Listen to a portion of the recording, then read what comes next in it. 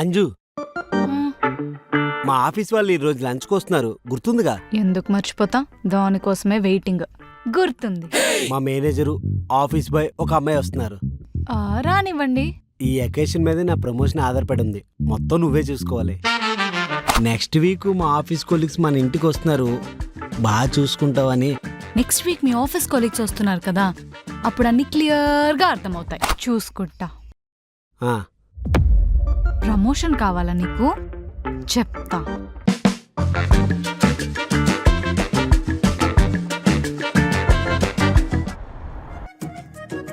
అంజు, అంజు, ఆ అమ్మాయి పేరు కోమలి. హాయ్ అండి. మా office boy. Turban clap. Office boy అండి. లోపలికి రండి. మా మేనేజర్ గారు.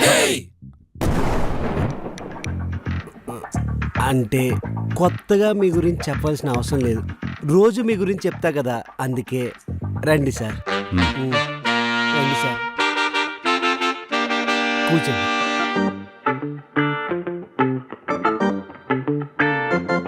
Thank you.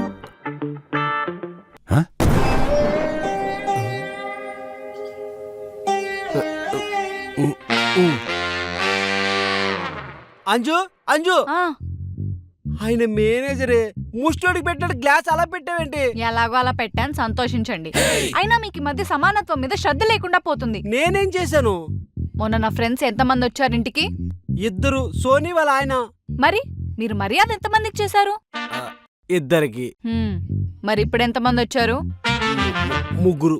సమానత్వం ఎక్కడండి? సమానత్వం శాస్త్రం ప్రకారం నేను ఎంతమందికి మర్యాద చేయాలి? అర్థమైంది, నువ్వు 2కే మర్యాద చేస్తావు. మరి మా మేనేజర్కి? సరే, మా మేనేజర్కి, కోమలికి మర్యాద చేయి. మా ఆఫీస్ బాయ్కి ఏదో ఒకటి చెప్పుకుంటా. తప్పు. సమానత్వం ప్రకారం అందరూ సమానమే. మీరు ముందుగా వాళ్ళని పరిచయం చేశారు కాబట్టి వాళ్ళే కౌంట్. మేనేజర్ కదా, లాస్ట్లో కొంచెం స్పెషల్గా పరిచయం చేద్దాం అనుకున్నా. సర్లే, వాళ్ళంతా కాకపోయినా ఎంతో కొంత మర్యాద చేస్తాలే. రక్షించిందిరా బాబు. తిక్క కుదురుద్ది.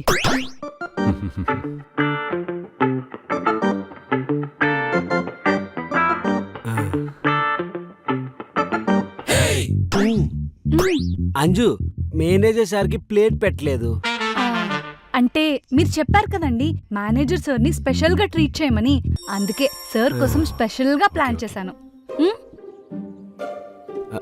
అంటే మీరు నాకు స్పెషల్ పర్సన్ కదా సార్, మిమ్మల్ని స్పెషల్గా ట్రీట్ చేస్తుంది. చూడండి, సొంత తండ్రిలా అన్నలా ట్రీట్ చేస్తుంది అనమాట.